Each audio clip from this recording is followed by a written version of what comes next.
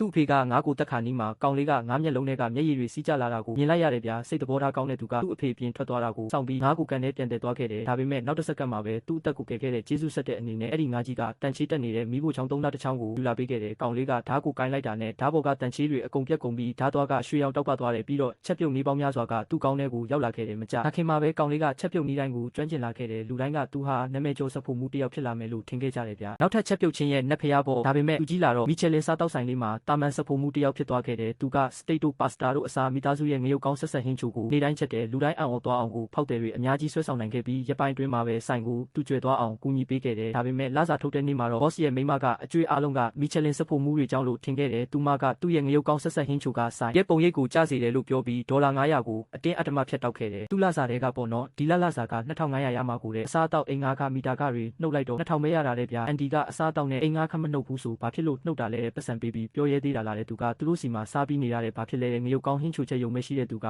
2000ရတာကိုတင်းနဲ့ရမယ်တဲ့ကျေးဇူးမကန်းနဲ့တော်ပြီးဆက်မပြောနဲ့တော့တဲ့မိဘနှစ်ပါးစလုံးမရှိလို့တနာလို့ပေါ့နော်သူကတော့ပြဿနာဖြစ်အောင်မလုပ်ပါဘူးလို့ပြောပါတယ်ဒါပေမဲ့သူ့ဦးလေးကတော့သူ့ရဲ့ငရုတ်တီးဆက်ဆက်ဟင်းရည်ကိုတီးတက်လာစားကြတဲ့ဧည့်သည်တွေအများကြီးရှိတယ်လို့ပြောပါတယ်ခင်ဗျားတို့ကအဲ့ဒီဟင်းရည်ညံ့ဖြစ်တာကိုပြောရဲတုံးလားဒါကကျင်ငါးပွင့်စားတောက်ဆိုင်ဆိုတာတော့မသိဘူးလားခင်ဗျားရဲ့ဈေးပေါ်တဲ့ဟင်းရည်အတွက်လမ်းဘေးဆိုင်မဟုတ်ဘူးနော်ဒေါက်တာကျန်သူ့အခြေအနေပိုဆိုးလာတယ်ဘလောက်လို့လဲ2500လားကောင်းပြီအခုပဲတစ်ခုစဉ်းစားလိုက်မယ်ဦးလေးအတော်ရေသူ့အမဆေးရုံမှာပတ်စံရေးတကြီးလိုနေတယ်လို့ပြောပါတယ်ဒီတခါတော့သူ့လစာကိုမဖြတ်ပါနဲ့သူကတော့မလုပ်ပါဘူးလို့ကတိပေးပါတယ်သူကတော့ပိုစူးစမ်းပြီးပြန်ရှာပေးမယ်လို့ပြောခဲ့တယ်လေအခုသူတို့နှစ်ယောက်ကဝမ်းနဲ့စရာဟန်ဆောင်နေတာလားသူကတော့လုံးဝမယုံဘူးလို့ပြောတယ်ညီမဖြစ်သူဖျားတာသူတို့နဲ့ဗာဆိုင်လဲတဲ့ကောင်းပြီးသူဒီအလုပ်ကိုမလုပ်တော့ဘူးလို့ပြောတယ်အလုပ်စတုံးကပေးခဲ့တဲ့1000 UN စပုံငွေကိုပြန်ပေးဖို့တောင်းဆိုခဲ့တယ်ထွက်သွားတော့ကောင်းပြီကိုဘာသာထွက်သွားတာဆိုတော့စပုံငွေအကုန်လုံးဆုံးပြီလို့ပြောခဲ့တယ်ဘလို့များဒီလောက်ရက်ဆက်ရတာလဲစပုံငွေကိုပါတင်ထားတာလားတင်ချင်ရင်တင်ထားမယ်လို့ပြဟောတယ်တက်တိရှိရင်ဈေးကွက်ကြီးကြပ်ရေးဖြူရိုကိုသတင်းပို့ပါတယ်ကောင်းပြီသူဒါကိုမှတ်ထားမယ်လို့ပြောခဲ့တယ်လေသူမကစပုံငွေယူထားဖို့ပြောတယ်နောက်တမရဖို့ပဲမှာတယ်သူမကချင်းချောင်းနေလုံးလားလို့မေးတယ်ငရုတ်တီးဟင်းချိုပဲချက်တက်တဲ့သူကဘာလုပ်နိုင်မှာလဲဆိုတာသူသိကျင်တယ်လို့ပြောတယ်သူမကကိုနေရာကိုမသိဘူးတဲ့စိတ်ညစ်စရာတွေရှင်းသွားတယ်ပေါ့ပရိုကသူ့ကိုဆွဲချပြီးအလုပ်ပါပြုတ်အောင်လုပ်မိလို့တောင်းပန်ပါတယ်ကောင်မလေးကရဲတယ်သူကတူးလေးတော့မိသားစုပါတယ်သူ့ကိုဂယုမဆိုင်ရင်ဘသူဂယုဆိုင်မလဲလို့ပြောတယ်စိတ်ထဲမထားပါနဲ့သူ့ကိုကုသပေးမယ်အကောင်းဆုံးဖြစ်အောင်ပဲအာယုံစိုက်ပါလို့ပြတော့တယ်တနေ့ကျရင်ဒီနေရာကနေပြောင်းပြီးပြတင်းပေါက်ကြီးတွေအပူပေးစနစ်တွေပါတဲ့အင်ကြီးတစ်လုံးမှာနေရမယ်လို့ကတိပေးခဲ့ပါတယ်အဖိုးနဲ့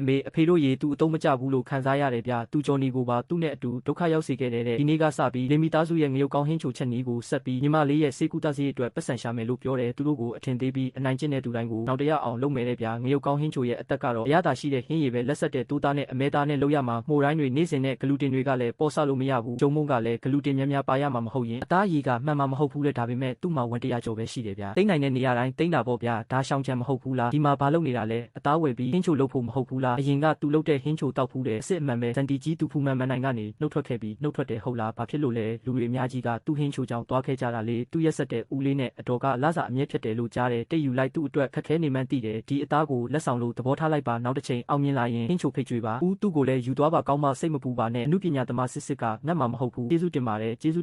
စန်တီကြီးလီအန်တီကြီးလူတိုင်းကိုလင်ချန်ကဒီကျေးဇူးကိုတစ်လုံးမှတ်မိနေမှာပါစားလိုက်ရအောင်ဖြောင်း